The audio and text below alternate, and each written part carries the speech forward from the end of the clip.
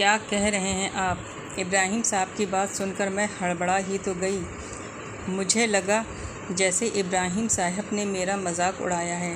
मैंने हाथ में पकड़ा कप टेबल पर रखा और गौर से उनकी तरफ देखा, मगर उनके चेहरे पर मुझे वही मुस्कुराहट नज़र आई जो उनकी आदत थी। आप मजाक कर रहे हैं ना? मैंने जैसे उनकी तस्दीक चाही। उन्होंने तसल्ली से चाय की चुस्की ली और ज़रा खुलकर मुस्कुराए। अरे भई, मजाक कैसा? माशाअल्लाह, अपना जवाद मियाँ को जॉब मिल गई है, तो अब देर किस बात की? शुरू कीजिए। उन्होंने चाय का खाली टप टेबल पर रखा।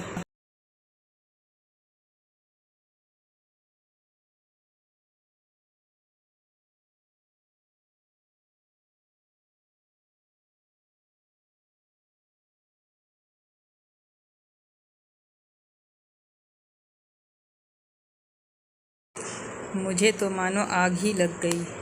हद करते हैं आप भी। मैंने चाय का कप उठाकर ट्रे में पटके। मैं आपको अपने दुखड़े सुना रही हूँ, आप ले आए बीच में जव्वाद मियाँ को। मैं पूछती हूँ, ये जव्वाद मियाँ शादी के बीच में कहाँ से आ गई? मैंने ट्रे उठाई और गुस्से में किचन का रुख किया। अरे सुनो तो। उन्होंने जो मेरा मूड ख़राब देखा तो बेख्तियार पुकारा, मगर मैं अब कहाँ रुकने वाली थी। अरे बेगम सुनो तो, मैं कह रहा था, मगर मैं धड़ से दरवाज़ा बंद करके जा चुकी हूँ। मैंने किचन में पहुंचकर ट्रे सिंक में पटकी। मैं तो हूँ ही फालतू बेकार। मैंने नल खोल दिया, साथ ही मेरी आंखें नमकीन पानी से भर गई। मजाल है जो मेरी बात सीरियस होकर सुन लें। मैंने ज़ोर से कप पर हाथ मारा तो वह हाथ से छूटकर दूर जा गिरा। उफ़! अरे आप किचन में क्यों झांक रहे हैं? मैं इधर हूँ लॉन में। आप भी क्या सोचते होंगे कि आखिर क्या ऐसी मामला है जो मैं इस तरह झुंझला गई हूँ। अब आपसे क्या पर्दादारी। जब आप घर में घुस ही आए हैं तो बजाय इधर उधर ताक झाँके मेरे दुखड़े ही सुन लें। लोग कहते हैं कि मैं बहुत खुश नसीब हूँ, जो चाहा पा लिया। माँ बाप की इकलौती लाडली, जहाँ पाँव रखा वहाँ उन्होंने हाथ बिछाया, पढ़ाया लिखाया। फिर शादी की तो ऐसी छान पटक कर कि ना सास का झंझट न ससुर का बखेड़ा। आह, काश सास का झंझट भी होता और ससुर का बखेड़ा भी। फिर देखते मैं कैसे सब संभालती। मगर हाय रे किस्मत, मियाँ मिले तो इकलौते। माँ बाप का बचपन में जो डेथ हुई तो मामू ने पाला पोसा। और यह बात कि ज़्यादातर हॉस्टलों में रहे, तालीम से फ्री हुए तो हाथ पाँव मारे और जल्द ही अपने पैरों पर खड़े हो गए। अल्लाह बुरी नज़र से बचाए मुझे, मेहनती हैं। फिर जैसे घर बार बनाया तो मामू ने सर पर ज़बरदस्ती का धरा फ़र्ज़ अदा किया। जी हाँ, शादी की। और जब इब्राहिम साहब का रिश्ता आया, अम्मा बाबा दोनों तो सजदे में जा गिरे कि बेटी को कैसा अच्छा ससुराल मिला है। ना रोक टोक, ना अपनी बादशाही। मियाँ काम पर जाएं तो चाहे सोए चाहे जागें। ऐ काश मेरा भी भरा पूरा ससुराल होता। अब अम्मा बाबा को क्या खबर कि मियाँ तो काम पर चले जाते और मैं कैसे बावलों की तरह पूरे घर में मारी मारी फिरती। लाख खुद को घर के कामों में लगाती, मगर आखिर कब तक कोई घर के कामों में लग सकता है? कब तक सफाई करूं, कितना खाना पकाऊं? अरे भाई, आखिर इंसान हूं। फिर वही, जी हाँ, इब्राहिम साहब की तो क्या कहूँ। अब मेरा इंतज़ार करके बैठे रहते थे। जी हाँ, सुबह जो 8 बजे निकलते तो शाम के 5 बजे की खबर लाते। ऐसे में वक्त काटे ना करता। सोचती कितनी खुश नसीब होती हैं वे लड़कियाँ जिनको बहुत सारे लोग मिलते हैं। नसीमा खाला की रुकैया पर मैं रश्क करती, जो भरे पूरे ससुराल में ब्याही गई थी। उसकी 3 नंदे और 3 ब्याही हुई थीं। उसके घर में हर दूसरे दिन किसी न किसी की डोली रखी होती। कभी बड़ी आपा होती तो कभी मंजली आपा। अब यह और बात थी कि रुकैया अक्सर उनके आने पर सर से पट्टी लपेट कर पड़ जाती, और यह कि नंदों की मौजूदगी में उसके सर पर ऐसा दर्द उठता कि किसी दवा से न जाता। और उधर उसकी नंदे अपने घरों में को वापस जाती तो रुकैया अच्छी हो जाती। और इधर एक मैं थी। इब्राहिम साहब के जाते ही उनका इंतज़ार शुरू हो जाता। अम्मा बाबा मेरे लाख बुलाने पर ना आते। ना बेटी, लोग क्या कहेंगे। और अगर कभी भूले से आ गए तो न खाना न पानी। अजी मैं तो तंग आ गई ऐसे रिवाजों से कि बेटी के घर का पानी भी हराम है। हाँ, तो मैं कह रही थी कि जब कभी अम्मा से अपने अकेलेपन का शिकवा किया तो वह उल्टा नाराज़ ही होती। अरे ऐसा भी क्या नाशुक्रापन। वह खूब सुनाती, भाग वालियाँ होती हैं जिनको ऐसा वर मिलता है। अरे न कोई आगे न पीछे, राज कर रही हो राज। पूछो जाकर रुकैया से, कैसे नंदे हर वक्त छाती पर मूंग दलने को मौजूद होती हैं, कैसे बच्ची सूख कर कांटा हो गई है, और एक तुम हो, हर वक्त एक ही अलाप, तन्हाई, अकेलापन। अरे बेबी दिल लगाओ घर में, अभी 2 हो, खैर से अल्लाह वह दिन भी लाए जब 2 से 3 और 3 से 4 हो जाओगे तो अकेलापन अपने आप दूर हो जाएगा। अम्मा का लेक्चर जो शुरू होता तो बस फिर ख़त्म होने में ही नहीं आता था। और फिर अम्मा की दुआएं रंग ले ही आईं। पहले रेहान मियाँ आए और फिर उनकी उंगली थामे काशान और फिर जवाद मियाँ भी चले आए। अब जो हर तरफ रंग भरे तो वाकई अम्मा की अक्लमंदी की दाद देनी पड़ी कि ऐसी ज़िंदगी बिजी हुई कि बस इतना भी वक्त नहीं होता कि अपने आप पर ही तवज्जो दे दूँ। वक्त ऐसा तेज़ी से गुज़रा कि पता ही नहीं चला कि कब रेहान मियाँ MBA करके फ्री हुए और कब काशान मियाँ डॉक्टर बनी। बेटों की माँ होना हमारे समाज में फ़ख्र समझा जाता है, मगर सच पूछिए तो मैं इसी बात के इंतज़ार में रही कि शायद कोई नन्ही परी भी हमारे मेहमान बनती। मगर फिर मैंने सोचा यही था कि चलो बेटी नहीं हुई तो क्या हुआ, आखिर 3 बेटों की माँ हूँ, बहुओं को भी बेटियों की तरह रखूँगी। सारा घर अपनी बहुओं के हवाले करके खुद अल्लाह अल्लाह करूँगी। मगर हाय रे किस्मत, मैं जो रेहान के कारोबार सेट होते ही उनके रिश्ते की फ़िक्र में पड़ी तो रेहान मियाँ ने यह कहकर मेरी तमाम फ़िक्र ख़त्म कर दी कि अम्मी, वह असल में मैं फ़ायज़ा को पसंद करता हूँ, तो आप वहाँ रिश्ता ले जाएं। और मैं जो उनकी यह बात सुनकर पहले ही तो हक्का बक्का रह गई कि भाई रिश्ते देखने निकलूँगी, चाँद सी बहू ढूंढ कर लाऊँगी, यह क्या। और मुन्ने मियाँ खुद ही अपनी यूनिवर्सिटी की साथी के साथ वादे कर बैठे हैं। मैंने अपनी तमन्नाओं का गला चुपचाप घोटा और शाम इब्राहिम साहब के साथ जाकर मंगनी की अंगूठी फ़ायज़ा की उंगली में डाल आई। कहीं रेहान चुपचाप ही यह काम भी न कर डाले। 2 माह बाद ही फ़ायज़ा दुल्हन बनकर मेरे घर के आंगन में उतर आई। मैंने पुराने ख्याल की सास न बनने का फ़ैसला कर लिया था और शादी के दिन जब फ़ायज़ा हमारे घर आई उसी दिन पूरे घर की चाबियां उसे तोहफे में थमा दी, जिसे उसने शुक्रिया के साथ लेकर एक तरफ डाल दिया था। अरे मेरे मुंह से निकला, मैंने कैसी भारी जिम्मेदारी उसे थमाई और उसने एक तरफ चाबियां उठाकर डाल दी। मैंने हैरत से रेहान की तरफ देखा। शादी के अगले दिन मैं सुबह ही किचन में पहुंच गई। मैं फ़ायज़ा के लिए नाश्ते का ख़ास इंतज़ाम करना चाहती थी। मैंने जल्दी तरह तरह की डिशेस तैयार की। कीमा फ्राई, पराठे, हलवा, ऑमलेट, फ्रेंच टोस्ट, अंडे फ्राई, पूरियाँ, चने, आलू की भुजिया, दूध सेवइयों के साथ मिल्क शेक, ऑरेंज जूस बनाकर मैंने टेबल पर सजा दिया। इब्राहिम साहब चुपके मुस्कुराए जा रहे थे। मैंने उन्हें कुछ भी चखने नहीं दिया था। मैं फ़ायज़ा को बताना चाहती थी कि उसकी मेरे नज़दीक कितनी अहमियत है। मैंने काशान और जवाद को भी यही कहा था कि भाई भाभी के आने पर नाश्ता शुरू करेंगे।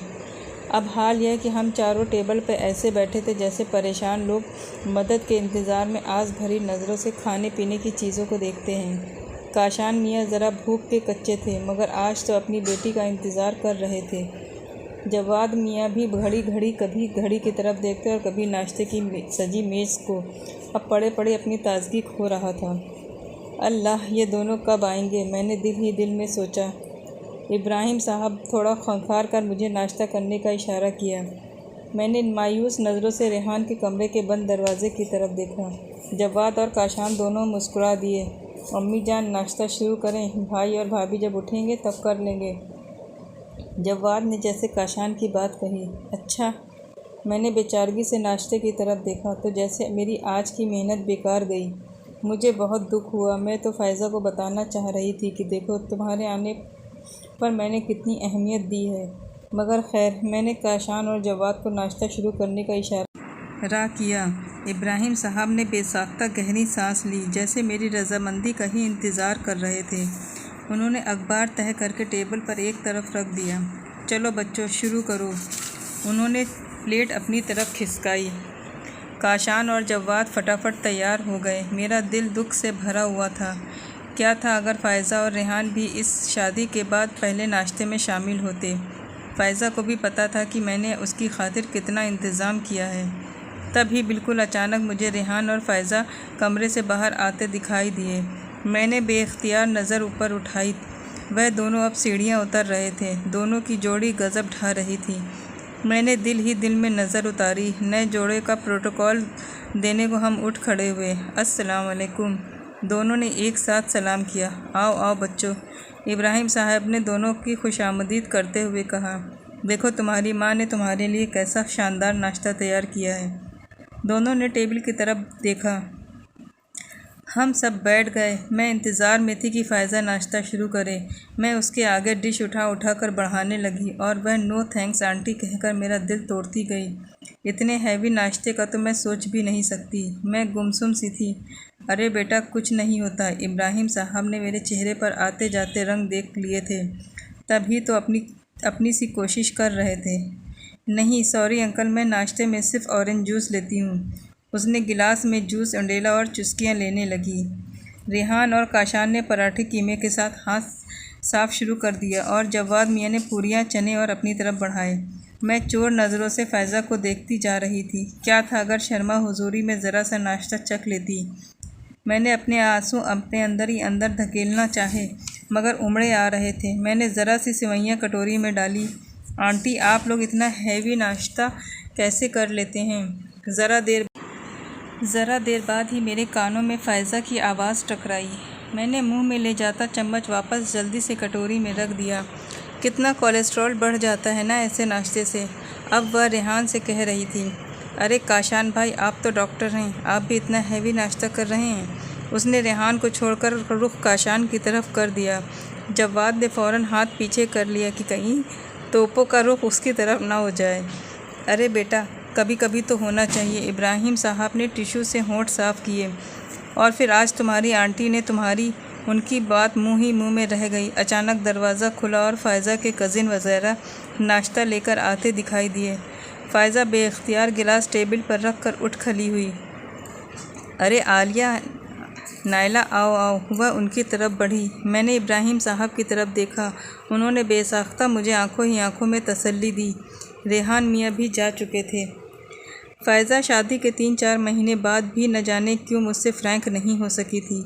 मैं जो रेहान मियाँ की शादी से पहले दिल ही दिल में प्लान बनाती रहती थी कि क्या हुआ जो अल्लाह ने बेटी नहीं दी, मैं अपनी बहुओं को ही अपनी बेटियाँ बना लूँगी।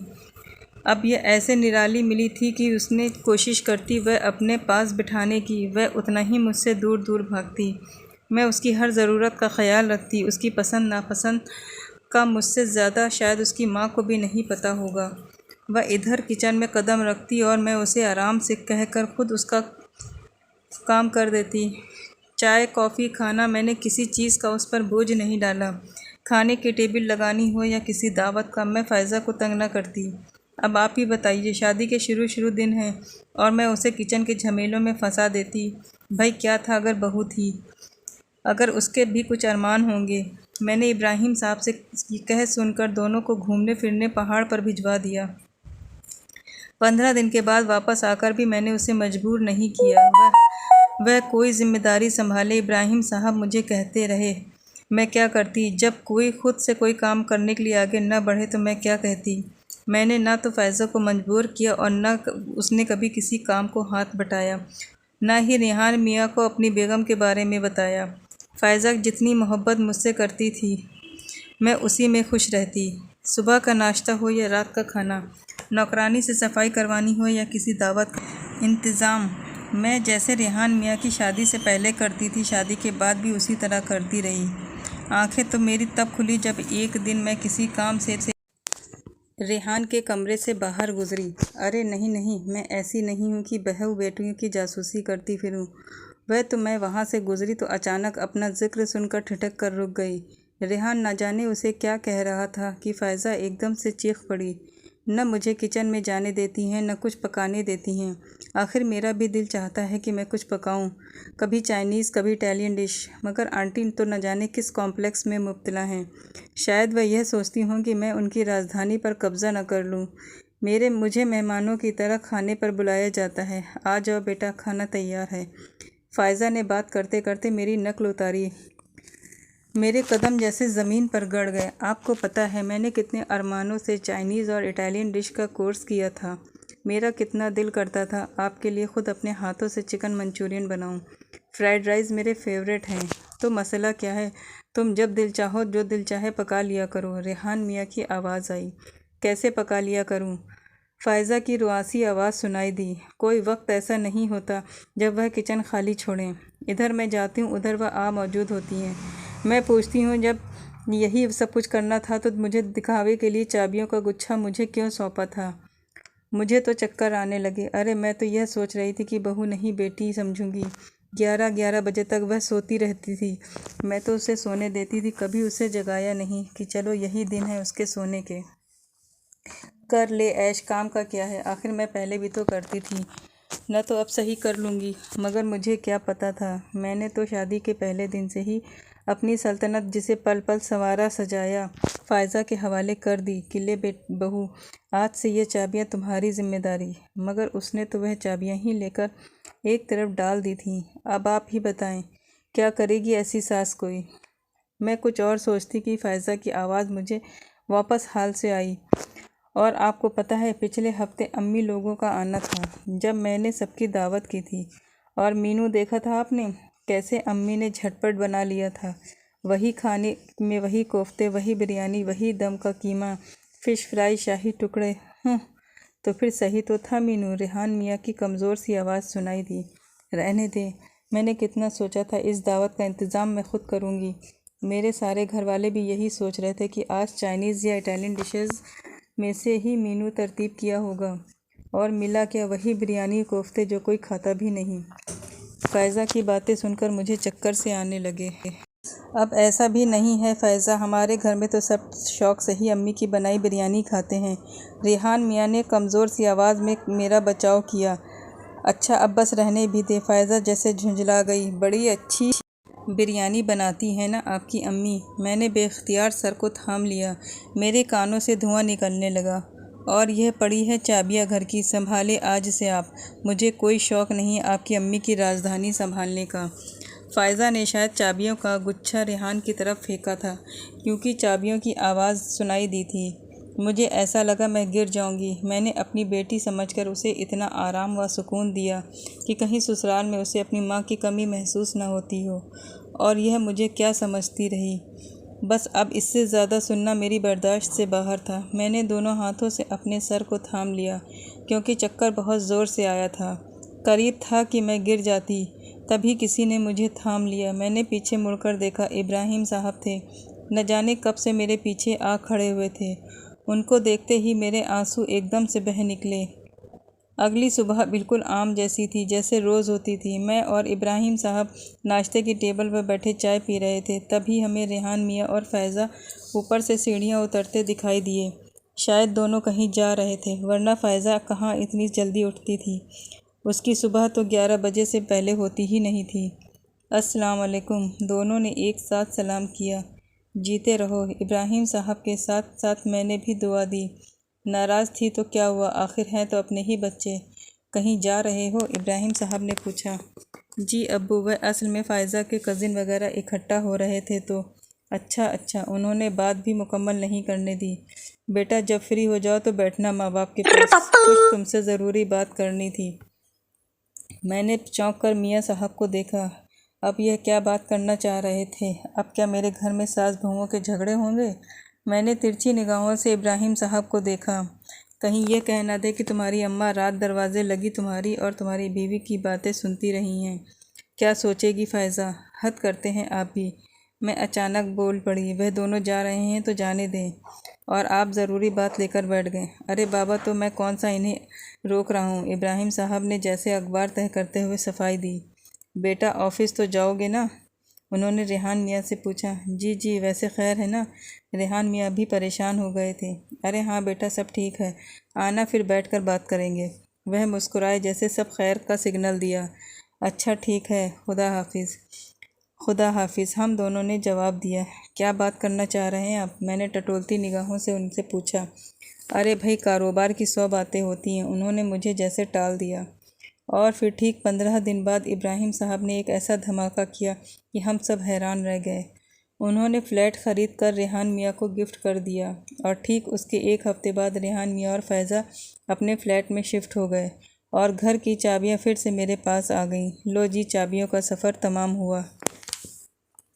एक बहू का यह हाल देखकर मैंने फैसला किया कि काशान की इतनी जल्दी शादी नहीं करेंगे, मगर यहाँ भी हमारे बच्चों ने जल्दबाजी का सबूत दिया और ऊपर ही ऊपर काशान ने एक लेडी डॉक्टर पसंद कर ली। माथा तो मेरा उस वक्त ठिनका जब काशान मियाँ की बातों में डॉक्टर अलीना का जिक्र कुछ ज़्यादा ही शामिल हो गया। फिर एक दिन मैंने इब्राहिम साहब से मशवरा किया कि सब काम झटपट होते गए और हमारे घर डॉक्टर अलीना दुल्हन बनकर आ गई। फ़ायज़ा वाले तजुर्बे से मैं चूँकि सबक हासिल कर चुकी थी, इसलिए इस बार अलीना को मैंने चाबियाँ थमाने की बेवकूफ़ी हरगिज़ नहीं की। इस बार मैंने नई दुल्हन को प्रोटोकॉल देने के लिए कोई नाश्ते पर इंतज़ाम नहीं किया। अरे आपको याद नहीं, फ़ायज़ा ने मेरे इतने प्यार से तैयार किए हुए नाश्ते का क्या हाल किया था। अब आखिर तजुर्बे से मैं इंसान सीखता है। शादी से अगले दिन मैंने नाश्ते में इंतज़ाम करने का सोचा, मगर पिछला तजुर्बा इतना बुरा था कि इस बार हिम्मत ही नहीं हुई। दिल तो बहुत कर रहा था कि नाश्ते में खूब इंतज़ाम करूं, अलीना और काशान सबके साथ मिलकर नाश्ता करें। 2-3 बार तो बेमकसद किचन में भी गई, मगर हर बार ख़ुद को समझा बुझा कर ले आई। हम लोग नाश्ता शुरू कर चुके थे जब काशान मियाँ और डॉक्टर अलीना भी आ गए। मैं तो हैरान ही रह गई दोनों को नाश्ते की टेबल पर देखकर। इतनी जल्दी आ गए? अलीना ने टेबल पर नज़र दौड़ाई और जैसे मायूस सी हो गई। अरे इतना सिंपल नाश्ता? वह हैरान हुई। मैं तो समझी थी कि उसने बात अधूरी छोड़ दी। इब्राहिम साहब ने मुझे बेसाख्ता देखा और मैं न जाने क्यों चोर सी बन गई। काशान मियाँ की नज़रों में मुझे साफ गिला नज़र आया। अलीना और काशान कुर्सियों पर बैठ गए। काशान बता रहे थे कि अलीना की बात अधूरी रह गई और उसकी बहन अपनी दूसरी कज़िन्स के साथ नाश्ता लेकर आई थी। अलीना के साथ साथ काशान भी जा चुके थे। मैंने इब्राहिम साहब की नज़रें देखी, न जाने उनकी नज़रों में क्या था। मैं बेख्तियार ख़ुद को कोसा। क्या था जो मैं नाश्ते में ज़रा अच्छा इंतज़ाम कर लेती। फ़ायज़ा के कड़वे तजुर्बे के सामने मैंने अलीना से फ्रैंक होने की बिल्कुल कोशिश नहीं की। फ़ायज़ा के लिए मैं क्या क्या नहीं करती थी, उसने मुझे क्या बदला दिया। इस बार मैं खुद ही पीछे रही। अलीना देर तक नहीं सोती थी। वह और काशान 9 बजे तक हॉस्पिटल के लिए निकल जाते थे। मैंने खुद से वादा किया था कि जब अलीना किचन में होगी मैं उस दौरान किचन में कदम नहीं रखूँगी। भाई उसका अपना घर है, जो चाहे करे, जो चाहे पकाए खिलाए अपने मियाँ को। मैं कौन होती हूँ नई नस्ल की चाइनीज़ और इटालियन डिशेज़ में रुकावट डालने वाली। अरे भूल गए आप, यही इल्ज़ाम तो लगाया था फ़ायज़ा ने कि उसका कितना दिल करता था अपने हाथों से चिकन मंचूरियन बनाए, फ्राइड राइस उसे कितना पसंद था। और मैं ठहरी बेवकूफ़ कि लो बेटा मैं बना दूँ, तुम आराम करो। अजी बस गुज़र गया वह वक्त। मैंने अब अलीना के कामों में हाथ न बटाने का फ़ैसला कर लिया था। वह किचन में दाखिल होती और मैं बेमकसद लॉन में निकल जाती कि कहीं अलीना यह न सोचे कि सर पर ही सवार रहती हैं। अलीना और काशान मियाँ जैसे ही ऊपर से उतर कर आते, अलीना किचन में चली जाती और मैं, जी हाँ, मैं अपने किसी न किसी काम में बिज़ी हो जाती। मैं इसमें भी खुश थी कि चलो बच्ची को अपनायत का एहसास तो होगा, ना कि कम से कम अपने घर में किचन में जो चाहे जैसा चाहे पकाए। मगर आज तो हद ही हो गई। मैंने खुद पर फिर किचन ऐसा महसूस किया जैसे घर की तारीख फिर खुद को बदलने लगी है। न जाने क्यों मुझे काशान मियाँ खींचे खींचे से लगने लगे। कल मैंने अलीना की उंगली पर बैंडेज बंधी देखी। पूछा भी मगर उसने टाल दिया। चलो नहीं बताना था न बताया। मैं लॉन में बैठी चाय पी रही थी और साथ साथ अपने हालात पर भी गौर कर रही थी। पहली बहू तो इसलिए खिंची खिंची रहती थी कि बकौल उसके मैं उसके सर पर सवार रहती थी, उसने कुछ करने नहीं देती थी। दूसरी बहू क्यों खिंची खिंची रहती है, इसे तो मैंने भी फ्री हैंड दिया है, कोई रोक टोक नहीं। फिर मसला क्या है? काशान मियाँ भी दूर दूर रहने लगे हैं। मैंने चाय पीते पीते सोचा। नहीं मामा, ऐसी बात नहीं है। तभी मुझे अलीना की आवाज़ सुनाई दी। मैंने बेख्तियार साथ वाली दीवार की तरफ देखा जिसकी खिड़की खुली थी। जी हाँ, यह खिड़की टीवी लाउंज में खुलती थी। मैंने कप टेबल पर रख दिया। शायद अलीना लाउंज में थी और अपनी माँ से बात कर रही थी। आंटी का रवैया मुझे बड़ा अजीब सा लगता है। शायद वह मेरी और काशान की शादी पर राज़ी नहीं थी। मुझे ऐसा लगता है जैसे उन्होंने इस शादी को दिल से कबूल नहीं किया है।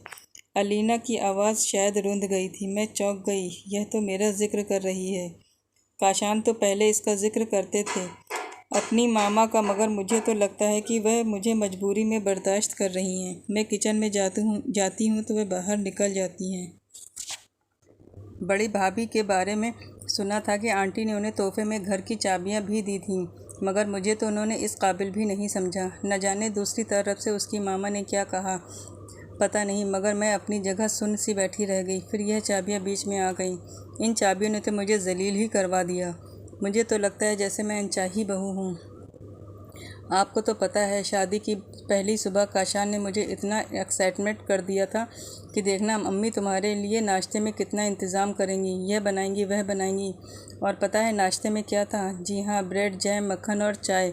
काशान भी हैरान थे। तभी मुझे पता लग गया था कि मैं इस घर में सिर्फ काशान की पसंद के तौर पर लाई गई हूँ, वरना आंटी ने तो मुझे बिल्कुल पसंद नहीं करती। न मेरे पास बैठती हैं, न मुझे बुलाती हैं। वह न जाने क्या क्या कह रही थी, मगर मेरे दिमाग में जैसे आंधियाँ सी चल रही थी। यह क्या कह रही थी अलीना? मैं तो इसलिए उसके काम में नहीं पड़ती थी कि कहीं फ़ैज़ा की तरह उसे भी बुरा न लगता हो। जी मामा, आप ठीक कह रही हैं। काशान ने और मैंने फ़ैसला कर लिया है। बस अंकल से बात करनी है। फ्लैट हमने देख लिया है। जी मामा, कम से कम अपने घर में मुझे अजनबियत का एहसास तो नहीं होगा। वह न जाने क्या क्या बोलती जा रही थी, मगर अब मुझसे कुछ सुनना मुश्किल था। न जाने कैसे मैं अपने बेडरूम तक आई। यह क्या सब कुछ किया? इस बार भी इल्ज़ाम मेरे सर ही आएगा। लोग क्या कहेंगे? मेरे आंसू उमड़े चले आ रहे थे। मेरे हल्क में जैसे नमकीन पानी का गोला सा फंसा जा रहा था। मैंने तकिए से अपना चेहरा ढाँप लिया। मेरी सिसकियाँ ऊंची होने लगीं। इब्राहिम साहब 3 दिन के लिए बाहर गए हुए थे। उनकी वापसी तक न जाने कैसे मैंने बर्दाश्त किया कि मैं जानती हूँ। इब्राहिम साहब वापस लौटे तो शाम को काशान, मियाँ और अलीना किसी सेमिनार में गए हुए थे। रात के खाने से फ्री होकर इब्राहिम साहब स्टडी रूम में पढ़ रहे थे जब मैं उनके चाय लेकर वहाँ पहुँच गई। एक वही तो थे जिनके सामने मैं अपना दिल हल्का कर सकती थी, और मैंने वही किया। मेरा ख्याल था कि वह परेशान होंगे, कोई तसल्ली के 2 लफ्ज़ बोलेंगे, मगर बोले तो नहीं। मैं दंग रह गई। जवाद मियाँ की शादी की तैयारी कर लो, उन्होंने मुस्कुरा कर कहा। क्या कह रहे हैं आप? मैं हड़बड़ा ही तो गई थी। मुझे लगा इब्राहिम साहब ने मेरा मजाक उड़ाया है। मेरे हाथ में पकड़ा कप टेबल पर रखा और गौर से उनकी तरफ देखा, मगर उनके चेहरे पर मुझे बड़ी मुस्कुराहट नज़र आई, जो उनकी आदत थी। आप मेरा मजाक उड़ा रहे हैं? मैंने जैसे उनकी तस्दीक चाही। उन्होंने तसल्ली से चाय की चुस्की ली और ज़रा खुलकर मुस्कुराए। अरे भाई, मजाक कैसा? अपने जवाद मियाँ को जॉब मिल गई है और अब देर किस बात की? मुझे तो मानो आग ही लग गई। हद करते हैं आप भी। मैंने चाय का कप उठाकर ट्रे में रखी और अब मैं आपको अपने दुखड़े सुना रही हूँ और आप ले आए बीच में जवाद मियाँ को। मैंने कप सिंक पर पटक दिए। अब आपने सारी बातें तो सुन ही ली। अब आप ही बताएं, क्या इब्राहिम साहब सही कह रहे हैं? चलिए देखते हैं क्या होता है। आने वाले कुछ ही दिनों में हालात अपने आप रुख बदलने लगे। एक शाम इब्राहिम साहब ने काशान मियाँ को बुलावा भेजा। दोनों मियाँ बीवी घर पर ही थे। इब्राहिम साहब ने काशान मियाँ के हवाले एक फ़ाइल की जिसमें फ़्लाइट के पेपर्स थे। हम सब हैरान थे। बाद में इब्राहिम साहब ने मेरे पूछने पर बताया कि उन्होंने बहुत सोच समझ कर यह फ़ैसला किया है कि अगर बच्चे घर से जाना चाह रहे हैं तो हंसी खुशी रुखसत किया जाए। कुछ हफ्तों बाद अलीना और काशान मियाँ अपने फ़्लैट में शिफ्ट हो गए। अब इब्राहिम साहब का इरादा जवाद मियाँ की शादी का था। रेहान और काशान के तजर्बे के बाद मैंने इब्राहिम साहब को जवाद मियाँ की राय लेने का कहा। कहीं अगर उन्हें भी कोई लड़की पसंद हो तो हम उनकी पसंद को अपनाएंगे। मगर मुझे बहुत हैरानी हुई जब जवाद ने मुझ पर और इब्राहिम साहब पर यह फ़ैसला छोड़ा कि हम जहां मुनासिब समझे उनकी शादी कर दें, उन्हें कोई एतराज़ नहीं होगा। और फिर इब्राहिम साहब ने अपने दोस्त की बेटी से जवाद मियाँ की शादी पक्की कर दी। अलीज़ा इंटर पास थी, मगर सुना था घरदारी में ताक थी। अलीना और फ़ैज़ा को इंटर पास लड़की का सुनकर बहुत हंसी आई थी, और रेहान मियाँ ने तो मुझे खुल कर कह दिया था, अम्मी सोच लीजिए, अपने जवाद मियाँ बिजनेसमैन में हायर एजुकेशन की डिग्री रखते हैं, कहीं कल कला को उन्हें अपनी आपकी पसंद पर एतराज़ ना हो। दोनों भाभियाँ इतनी पढ़ी लिखी, और वह तो बात अधूरी छोड़कर खामोश हो गए। मैं सोचों के दरिया में गोते खाने लगी। जवाद मियाँ अच्छी तरह सोच लो। अगली सुबह मैं जवाद मियाँ के कमरे में पहुँच गई। वह ऑफिस जाने के लिए तैयार हो रहे थे। यह न हो शादी के बाद तुम्हें ख्याल आए कि मैंने बात अधूरी छोड़ दी। जवाद मियाँ मुझे हैरानी से देख रहे थे। क्या हुआ अम्मी? बेटा, कल रियान मियाँ कह रहे थे कि तुमसे अच्छी तरह पूछ लूँ कि अलीज़ा सिर्फ इंटर पास है, मगर बेटा सुना है घरदारी में ताक है। जवाद मियाँ ने गौर से मुझे देखा और फिर मुस्कुरा दिए। चले, अच्छा है, आपको कंपनी मिलेगी। हाय, तो तुम राज़ी हो? मैंने हैरानी से पूछा। जी अम्मी।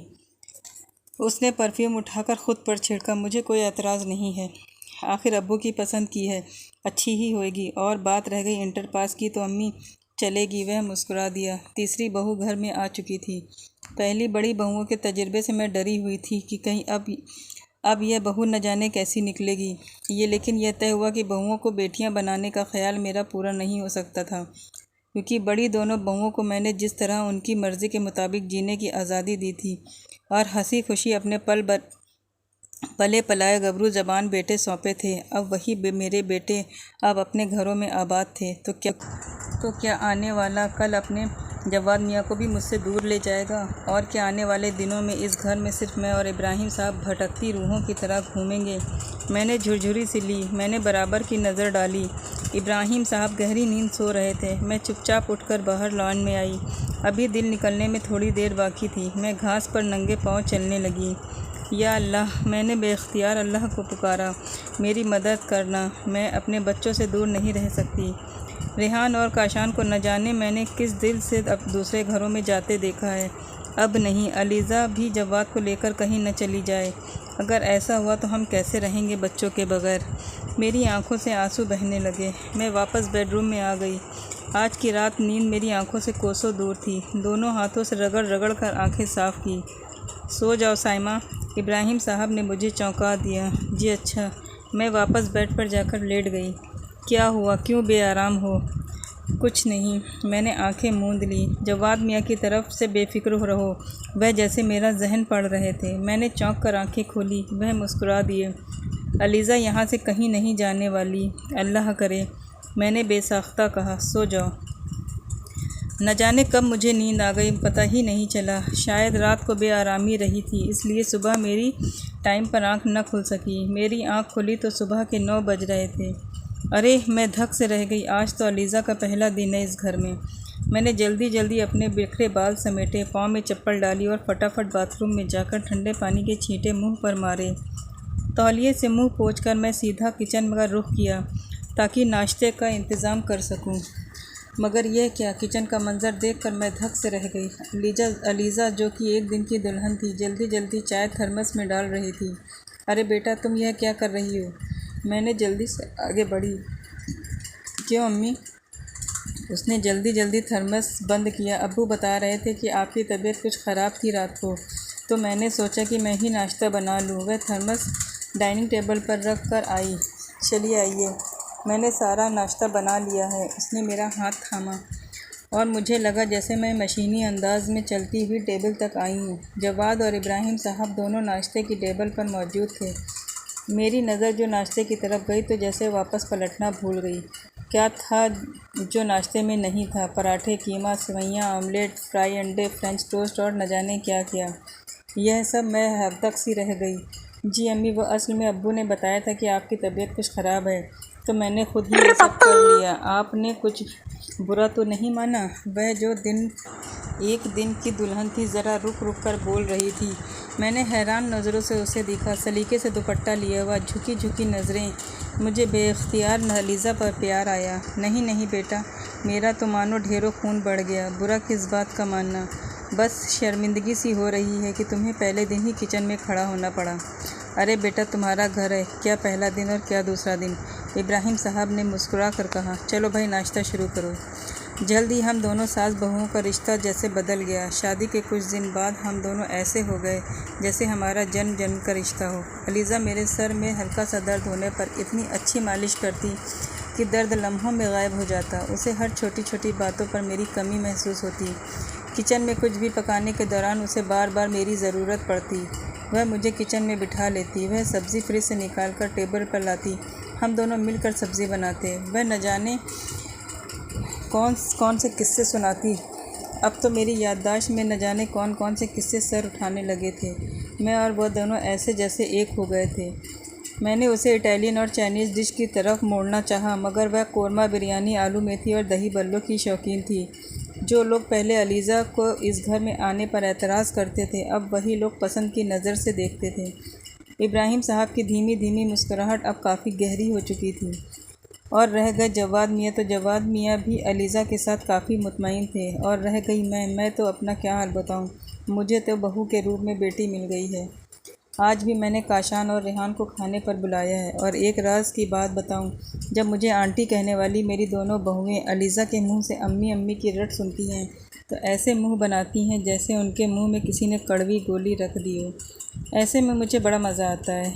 हम दोनों डिनर टेबल पर आज भी अपनी बनाई हुई डिशेस डिस्कस करेंगे। मैं जब बिरयानी का डिश फ़ायज़ा के सामने रखूँगी और कहूँगी, फ़ायज़ा बेटा बिरयानी ज़रूर चखना, अलीज़ा की ख़ास अपनी नानी अम्मा के तरीके से बनाई है, तो आप देखिएगा फ़ायज़ा के एक्सप्रेशन क्या होंगे।